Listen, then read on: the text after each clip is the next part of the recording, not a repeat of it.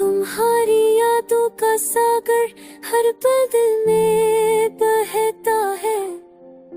हर लम्हा तुम्हारी हंसी की गूंज सुनाई देती है। रात की तन्हाई में तुम्हारी बातें दिल को छू जाती है। हर सांस तुम्हारी मौजूदगी का एहसास जगाता है। चांदनी रातों में तुम्हारी यादें चाहते साथ खेलती है।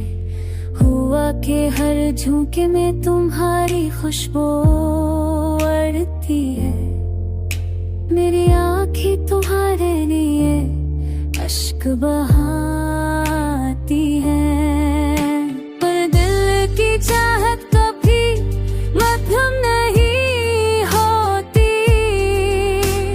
मैंने चाहा तुम्हें अपनी जिंदगी का हिस्सा बनाऊं, पर किस्मत में सब ख्वाब बखेर दिए।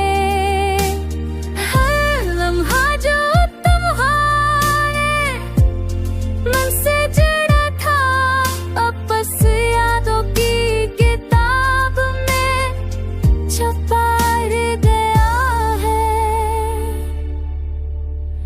रात की सन्नाटे में तुम्हारी यादें सरगोशी करती है।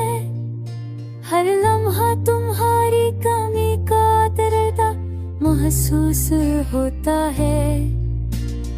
मेरी ईद पास तुम हर तुमसे गुहार अटकी है।